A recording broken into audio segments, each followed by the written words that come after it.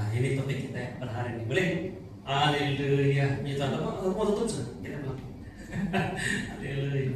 Saya tidak mau juga kamu ketinggalan karena ini khotbah yang disampaikan untuk di Bio 2. Jadi kita lihat, kita sudah dikuduskan dari Yesus. Roh Kudus pendamping kita, penolong kita, bersaksi bersama dengan kita. Amin. Haleluya, mengingatkan kita apa yang Yesus telah katakan. Dan yang keempat, yang ketiga kita lihat tadi yaitu firman Tuhan mengubah cara pikir kita. Dan hari-hari kita nikmati dalam tema kekudusan, kasih karunia dan kekudusan, yaitu kita hidup dalam penuh dengan kekudusan yang memerdekakan. Yang pertama, kekudusan dan kehidupan. Saudara-saudari yang dikasihi Tuhan, ramai orang melihat kekudusan sebagai beban ataupun satu siri bentuk larangan. Jadi kalau mau kudus ialah saya harus ini, saya tidak boleh itu, saya tidak boleh ini supaya saya dapat lebih kudus. Begitu kan? Salah. Yang hidup ada limit, ya, ada limited, dia bilang. Seolah-olah semakin kudus, semakin kehidupan kita semakin sempit. Saya malas mau jadi orang Kristen betul-betul loh. Banyak yang kita tidak boleh buat. Dia bilang, saya beritahu kamu salah. Dan itu cakap iblis itu. Sebenarnya sebagai orang Kristen kita boleh buat banyak luar biasa. Malah tidak pernah terpikirkan kita boleh menikmati. Amin. Haleluya. Tetapi yang kita menunjukkan sebaliknya, kekudusan yang sejati membawa kebebasan, bukan perlombaan. Nah, ini kebenaran yang sangat mendasar, yaitu kita tidak hidup kudus untuk diterima. Ini bukan satu obligasi. Ini suatu privilege yang kita boleh nikmati oleh karena kita sudah dilayakkan. Dia bukan suatu obligasi supaya mendapat sesuatu, tidak. Kekudusan bukan begitu. Kekudusan ialah hasil daripada apa yang sudah kita miliki, yaitu pembenaran. Kita hidup kudus karena kita sudah diterima. Dalam Yohanes 8 ayat 6, apabila anak itu memerdekakan kamu, kamu benar-benar merdeka. Mari kita nikmati firman Tuhan ini. Kalau Yesus mati di kayu supaya harga yang mahal dengan darahnya dan dengan nyawa dia membebaskan kita, memerdekakan kita, itu bukan merdeka setakat. Sehingga ada orang membuat tesis bahwa Sabah belum merdeka. Walaupun kita ada tanggal 57 sudah merdeka. Oleh tidak mungkin 1963 ketika Sabah masuk Malaysia. Tapi dia katakan bahwa kita belum merdeka sebetulnya. Mungkin mereka ada asas untuk mau mempersoalkan itu semua. Tapi itu kan dunia. Tapi apa yang dilakukan oleh Yesus sebenarnya lebih daripada apa yang kita perlukan. Pembebasan ataupun kemerdekaan yang Tuhan beri pada Anda dan saya itu luar biasa. Kamu kita lihat ini. Seperti Paulus, dia menikmati kemerdekaan yang luar biasa sehingga tidak ada sesuatu pun dalam dunia ini, entiti dalam dunia ini boleh menghadkan pergerakan ataupun kebebasan yang dia miliki. Masih ingat tadi waktu dia di penjara bersama dengan Silas, mereka menyanyikan pujian Tuhan campur tangan, ada pelaku gempa bumi, semua belenggu yang mengikat tangan dan kaki Paulus, malah bukan mereka saja, semua yang dalam penjara terlepas. Dan itu dinding penjara runtuh, mereka boleh lari sampai bila-bila. Dalam keadaan banyak kabuk lagi itu baru gempa bumi, dia bilang itu kepala penjara, matilah saya ini semua yang saya mau cepatnya saya punya tanggung jawab untuk jaga. Sekarang sudah di penjara punya dinding sudah terlepas, mereka lari, pasti saya mati. Karena itulah tanggung jawab seorang kepala penjara. Dia menjaga, pastikan tidak seorang pun yang lari. Kalau dia lari, dia bertanggung jawab. Jadi daripada kena hukum mati secara seksaan lagi, ini Rom punya cara. Lebih baik saya bunuh diri. Dia letak dirinya pedang, dia mau jatuhkan diri di atas tuh pedangnya, mau bunuh diri. Si Paulus bilang, kepala penjara, jangan apa-apaan diri kamu. Kami sini lagi nih, kami tidak lari. Terus kepala penjara, kan kamu tidak lari. Dia bilang, semuanya adalah peluang kamu untuk lari. Supaya kamu bebas. Tapi si Paulus jawab begini, saya berkata kamu ini, saya lebih bebas daripada kamu. Walaupun dalam penjara, saya lebih merdeka daripada kamu. Saya tidak perlu buktikan untuk keluar dari penjara bahwa saya ini bebas. Di dalam penjara orang apapun, saya tetap orang bebas, merdeka. Dan yang berlaku luar biasa pada hari itu, kepala penjara. Nah, saya suka betul ikuti baca Keluarga Zakius juga. Dia bilang kepala penjara seisi rumah dia bertobat dan terima Yesus. Luar biasa. Baru dimerdekakan. Kita sungguh-sungguh sudah merdeka. Kamu percaya kamu sudah merdeka? Kita sudah merdeka. Dari segi apa itu menentukan semua aspek. Yang Yesus bayar harga dengan kematian dan darahnya. Saya usah. Kalau kita pikir begitu, benar-benar merdeka, kita ambil sebagai satu yang literal, betul-betul dia punya message. Wih, bukan main-main ini, betul tidak? Kekudusan adalah hasil kebebasan, bukan syarat untuk mendapat kebebasan. Ketika kekudusan memerdekakan, Roma 6:22, tetapi sekarang setelah kamu dimerdekakan dari dosa, setelah kamu sudah merdeka, setelah kamu menjadi dosa dan setelah kamu menjadi hamba Allah, maksudnya kita menjadi hamba kebenaran, bukan hamba dosa lagi. Kamu beroleh buah yang membawa kamu kepada kekudusan dan kesudahannya ialah hidup yang kekal. Jadi apa yang kita sudah miliki sebagai hidup yang kudus oleh karena apa yang Yesus bayar di harga di kayu salib, kita dibebaskan dari hamba dosa kepada hamba kebenaran ini. Ini kekudusan ini adalah reward yang Tuhan beri kepada saya, kehidupan yang sedemikian rupa sehingga dalam berhantar nanti kita akan memiliki hidup kekal bersama dengan Tuhan. Itu yang dia punya end reward yang Tuhan bagikan kepada saya. Haleluya. Dalam Kristus, sebelum Kristus dia hamba dosa, dalam Kristus bebas dan hidup bagi Tuhan. Yang saya mau tegaskan ini, yaitu dosa menjanjikan kebebasan, tetapi membawa perhambaan. Kekudusan kelihatan terbatas, tetapi membawa kebebasan sejati. Ini yang kita dapat kalau kita diagnoskan. Kalau saya buat ini saya lebih bebas, ya. Macam itu perbuatan yang dosa itu membebaskan kita. Satu peringkat ada orang mata begini, bos, kau menipu orang bisnis kan? Bukan menipu mah, cuma mau cari untung. Tapi kalau kita terlalu jujur dan ikhlas pun susah mau untung mah, mesti buat tipu sedikit juga mah. Jadi kita pikir bahwa untuk mendapat kebebasan dari segi ekonomi kita harus berpikiran seperti itu. Tapi sebenarnya apa yang Tuhan katakan itu menjadi atau mencetuskan atau mengikat kita menjadi seorang hamba. Kita terikat dengan konsep itu. Kebenaran yang kita terima dari dunia ini. Nah, tapi dalam Kristus, apabila kita bilang kita hidup dalam kekudusan, ada perpikiran pula yang menuduh kita, jangan jadi orang kudus susah. Nanti kau tidak boleh enjoy ucap kami lagi, tidak bebas sudah dia bilang. Sebaliknya, percaya bahwa apa yang dilihat oleh dunia ini membelenggu sebenarnya kebebasan yang sejati. Belum sekali saya kebebasan yang sejati, luar biasa. Nah, yang keempat, kekudusan bukan penjara. Ramai berpikir jika saya hidup kudus, saya kehilangan kebebasan. Tetapi realitinya dalam Yakobus 1:15 Tuhan mengatakan, apabila keinginan itu dibuahi, dia menghasilkan dosa, dan dosa itu sudah matang dia melahirkan maut. Apa yang dilihat sebagai kebebasan, satu yang hidup bebas, kan? Jadi sekarang ini konsep bebas ini, freedom ini di luar sana berbicara tentang kebebasan bersuara, kebebasan menentukan definisi, kebebasan untuk memiliki harta apapun cara, dan mereka mengatakan itu yang membebaskan. Sebenarnya yang membelenggu mereka. Dan apabila sudah dibuahi, firman Tuhan sudah matang, dia jadi memalaikan maut. Kan? Saya bebas menyatakan sama saya kucing. Dulu panggil saya kucing. Betul. Apa yang menjadi lucu ataupun satu yang joke atau satu yang bikin ketawa di tempat kita itu dituntut dari segi undang-undang itu di negara lain. Kau tidak boleh dikatakan seorang itu walaupun nampak macam perempuan, kau bilang perempuan, tidak. Saya lelaki.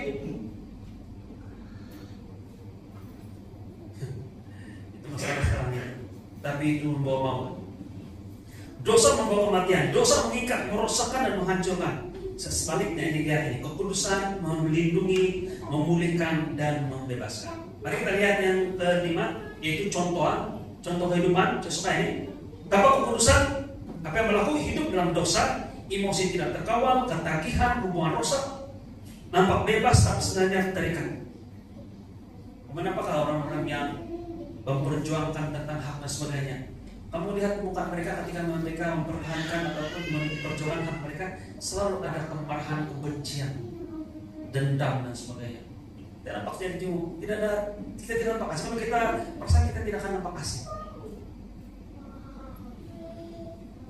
Mereka punya cakap atau cara menyampaikan message itu selalu sarkastik ataupun penuh dengan sinis dan juga menghukum. Dalam Kristus hidup kita kudus, amin.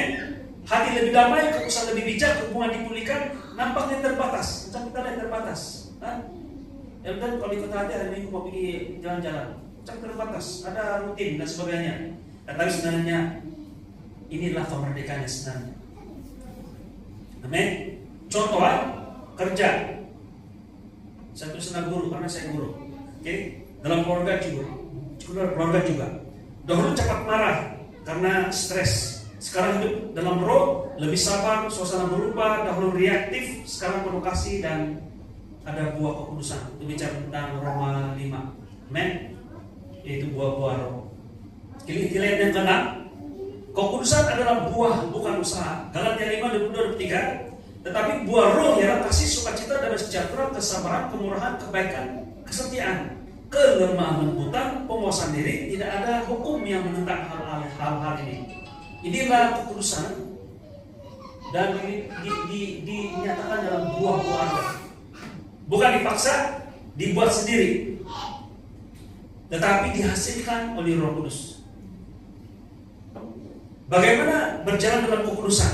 Yang ketujuh, tinggal dalam Tuhan. Sudah kita lihat tadi waktu untuk perubahan pikiran, baca firman Tuhan, renungan firman Tuhan, berkatakan firman Tuhan. Mari kita lihat bagaimana kita berjalan dalam kekudusan. Tinggal dalam Kristus. Yohanes 15 ayat 5 firman Tuhan mengatakan, akulah pokok anggur dan kamulah cantik rantingnya. Barang siapa tinggal dalam aku dan aku dalam dia berbuah banyak. Sebab di luar aku kamu tidak dapat berbuat apa-apa. Yaitu tinggal dalam Kristus. Yang kedua, hidup dalam roh. Dalam Galatia 16, maksudku hiduplah oleh roh, maka kamu tidak akan menurut daging. Amin. Macam mana mau hidup menurut roh? Macam mana mau hidup menurut roh? Mulai pikiran kita. Apa yang roh katakan tentang kamu? Apa yang firman Tuhan katakan tentang kamu? Apa yang kamu katakan tentang kamu? Apa yang orang luar katakan tentang kamu? Jadi kamu mau ikut yang mana? Apa yang firman Tuhan katakan tentang kamu? Atau apa yang orang lain katakan tentang kamu? Ataupun apa yang menuduh dalam hati kita? Apa yang kamu sanggup buat? Ataupun apa yang Tuhan sudah selesaikan sempurna di kayu salib? Itulah hidup oleh roh. Hidup bersama dengan saya. Mau setuju dengan apa yang roh katakan tentang diri kita? Kamu orang benar. Kamu sudah dikuduskan. Kamu diberkati. Kamu sudah sembuh. Kamu penuh dengan kuasa Nabi Bapak. Kamu penuh dengan kasih dan kesabaran. Katakan, bukan ini saya, walaupun dapat manifest dalam kehidupan sehari-hari. Bukan saya. Saya mau hidup menurut roh, bukan roh katakan tentang saya. Bukan menurut daging, apa yang daging saya hasilkan, menurut segala keterbatasan dan kelemahan saya. Amin. Oh, haleluya. Yang ketiga, pikiran diperbaharui. Roma 12 ayat 2. Janganlah kamu menjadi serupa dengan dunia ini, tapi berubahlah oleh pembaharuan budimu, sehingga kamu dapat membedakan manakah anak Allah, apa yang baik, yang benar kepada Allah dan yang sempurna. Kalau kita lihat tiga-tiga ini adalah kesimpulan daripada khotbah minggu pertama sampai minggu sekarang ini. Bagaimana kita tinggal dalam Kristus? Percaya pada Yesus. Bagaimana kita percaya pada Yesus? Percaya pada karya salib Yesus yang sempurna. Berharap pada Yesus. Panggil Yesus. Makan Yesus, firman Tuhan. Amin. Kemudian yang kedua, hidup oleh roh. Percaya apa yang roh katakan tentang kita. Dan yang seterusnya melalui pembaharuan dan perubahan pikiran kita. Nah, ilustrasi, yaitu pokok dan buah. Pokok tidak berusaha menghasilkan buah. Dia hanya akar. Dia hanya ada akar dan menerima sumber buah keluar secara semula jadi. Begitu juga kehidupan rohani. Jadi kehidupan kita seperti pokok ini. Akar itu adalah seperti telinga mata kita yang mendengar, membaca, dan merenungkan firman Tuhan. Dan firman Tuhan itu memberikan nutrien, sumber pada kehidupan kita, sehingga tanpa kita sadar seperti pokok ini, asal dia nutrien cukup, dia akan berbuah secara natural. Amin. Yang ke-9, ada halangan dia, ada cabaran, betul kan? Pasti ada cabarannya. Kita bukan bertekan negatif, tapi kita mau melihat ini secara positif. Yaitu apabila kita kembali kepada usaha sendiri. Kembali kepada usaha sendiri ada dua hal. Satu ialah skill kita. Kalau bukan saya buat, kalau saya tidak buat, skill kita. Tapi juga kembali pada diri sendiri, usaha kita ialah saya tidak boleh. Kepada yang saya boleh karena saya boleh. Kepada satu lagi mereka yang saya tidak boleh karena saya tidak boleh. Dua-dua ini ekstrim kiri kanan ini adalah kembali kepada usaha sendiri. Sekarang mengatakan bukan karena saya lemah atau bukan karena saya hebat, ada skill, ada sijil dan sebagainya, tapi karena Tuhan. Not by might nor by power, but by my spirit, says the Lord. Bukan dengan kekuatan dan juga upaya yang saya, tapi oleh karena Roh Tuhan yang beri kekuatan kepada saya. Amin. Dalam Filipi firman Tuhan mengatakan, I can do all things through Christ who strengthen me. Saya boleh melakukan segala sesuatu melalui Tuhan yang memberi kekuatan kepada saya. Amin. Satu lagi yang salah ialah fokus pada hukum. Apabila ada larangan-larangan mengatakan jangan itu, jangan ini, harus itu, harus ini. Bila kita fokus kepada tuntutan itu yang kita tidak mampu, menjadi halangan kita untuk hidup merdeka dalam kekudusan. Dan yang terakhir, rasa bersalah yang berlebihan. Menghukum diri rasa bersalah saja. Orang bilang noble, satu hal yang sangat baik untuk orang yang merasa bersalah dan minta maaf. Betul juga itu. Tapi kalau berlebihan tidak boleh. Sudah minta maaf sekali, sudahlah. Percaya pada Tuhan bahwa Tuhan sudah ampuni kamu. Mungkin hubungan kamu dengan orang itu mungkin rosak, tapi minta maaf sekali. Kalau dia tidak maafkan kita tidak apa. Kita berdoa supaya Tuhan tidak maafkan kita. Tapi kita dengan Tuhan tidak masalah. Jangan merasa bersalah berlebihan. Saya cakap ini karena saya begini orangnya. Saya tahu saya jadi seorang seperti itu. Kalau saya sudah menegur seseorang, bercakap secara terus terang, pasti saya tahu sudah, saya akan salah.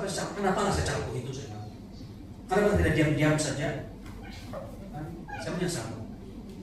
Orang lain begitu saja. Oke, begitu, Dedi perlu juga kau kasih tahu apa yang boleh bersama dengan saya. Rasa bersalah yang berlebihan kita tolak. Dalam Galatia 5 ayat 1, supaya kita sungguh-sungguh merdeka, Kristus telah memerdekakan kita. Jadi bagaimana kita merdekakan? Kristus memerdekakan kita. Karena itu berdirilah teguh dan jangan lagi mau dikenakan kok perhambaan. Jangan lagi kembali kepada perhambaan. Oh, haleluya. Kita mau di ujung. Hasil kekudusan, hidup lebih damai, bebas dari rasa bersalah, hubungan dipulihkan, dan iman lebih stabil. Saya suka tidak ilustrasi gambar itu, karena dia menggambarkan tentang ketenangan luar biasa. Saya suka ini. Bila saya duduk bersama dengan Tuhan, saya katakan Tuhan, saya rindu untuk berada seperti itu domba di padang rumput. Mau menampak cakap itu ada Tuhan. Di air yang tenang, di rumput yang hijau. Haleluya. Hidup kita lebih damai, bebas dari rasa bersalah, hubungan dipulihkan, iman lebih stabil. Dan kekudusan yang ke-11 ini saya mau tegaskan bersama-sama. Kekudusan bukan beban yang kita pikul, tapi kehidupan yang kita alami dari Kristus. Jadi ini adalah kita terima kehidupan yang sedemikian rupa, kekudusan yang memerdekakan ini kita terima dari Yesus. Jadi bagaimana kita menikmatinya? Dengan percaya dan melangkah dengan iman sesuai dengan firman Tuhan ini. Amin. Haleluya, puji Tuhan. Nah, aplikasi ini secara praktikal dalam tuel Israel itu. Yang pertama, tinggal dalam hadirat Tuhan setiap hari. Sebenarnya tidak pernah kita lari dari hadirat Tuhan. Maksudnya begini deh. Kalau kita berdoa, kita masuk di taman doa. Sebenarnya Tuhan tidak pernah lari, dia dekat dengan kita. Kita tidak berdoa pun, hadirat Tuhan tetap ada. Cuma kita mau acknowledge, bersama dengan saya. Bila kita percaya dan kita mampu, kita katakan Tuhan saya ada di sana, di sini bersama dengan Engkau nih. Walaupun saya rasa macam saya jauh dari Engkau, orang bilang kau sudah jauh dari Tuhan, saya berkata bahwa saya dalam hadirat-Mu. Maksudnya acknowledge, bukan baru masuk dalam hadirat Tuhan, beli bersama dengan saya. Kedua, bergantung kepada Roh Kudus. Roh Kudus tolong saya, ingatkan saya balik. Siapa saya? Jati diri saya. Amin. Dan yang ketiga, selaraskan pikiran dengan firman Tuhan. Kita sudah berpikir untuk mau menghakimi, kita sudah berpikir untuk membuat keputusan, sesuatu keputusan, kita mau bertindakan, kita mau membuat pilihan. Kita lihat, adakah sesuai dengan firman Tuhan? Dia menganiaya kita melalui WhatsApp, kita mau balas sudah, adakah itu? Tuhan bilang ampuni mereka yang berdosa terhadap kita. Kita lakukan sesuai dengan firman Tuhan. Amin. Dan yang terakhir, tolak tuduhan dan rasa bersalah. Bukan tidak pernah minta maaf. Kita tahu malah seperti kamu. Kita lebih mudah minta maaf kalau kita tahu kita sudah diampuni. Karena kita sadar kita salah lah. Tapi karena kita tahu kita tidak diampuni, kita lebih mudah untuk datang dan minta maaf. Dan Roh Kudus akan pimpin beritahu kita apakah kita salah atau tidak dalam situasi-situasi seperti itu. Amin. Haleluya. Nah, yang terakhir, mari kita buat deklarasi iman. Boleh? Seperti biasa, ayat yang pertama saya, dan yang terakhir kita sama-sama. Dalam nama Yesus, amin, itu sama-sama. Boleh kan? Yang kedua kamu, ketiga saya, dan kita buat diganti. Ayat yang terakhir sekali dalam nama Yesus, kita sama-sama. Oke, kita mulai. Saya dulu. Kita buat deklarasi iman. Saya hidup dalam kekudusan Kristus. Saya hidup dalam kebebasan. Hidup saya menghasilkan buah yang baik. Dalam nama Yesus. Amin. Haleluya. Nah, mari kita lihat penutup. Oke, dapat. Saudaraku, kita dikuduskan oleh darah minggu pertama. Kita diubah oleh Roh Kudus minggu kedua. Kita dibaharui oleh firman Tuhan yang kita dengar hari ini juga. Yang keempat, hari ini juga yaitu kita berjalan dalam kekudusan yang memerdekakan. Inilah kehidupan kasih karunia yang memerdekakan. Kekudusan bukan tentang berusaha menjadi lebih baik, tapi tentang hidup sebagai siapa kita di dalam Kristus yang sesungguhnya. Amin. Mari tunduk kepala semua, kita berdoa. Terima kasih.